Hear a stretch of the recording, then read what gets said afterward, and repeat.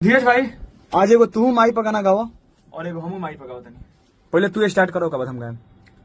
हर की बटी जोई है घरवाना दुआर पाई पाई जियो बटी जोई है घरवाना दुआर पाई पाई के कर बाबू रोही है के कर माई हचरा छोड़ के चल कह दिहाले इतना दूर माई।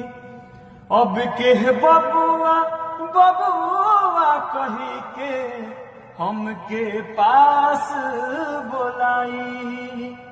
तोरा बिना जी कैसे, तोरा बिना जी कैसे, तोर बौरा हवा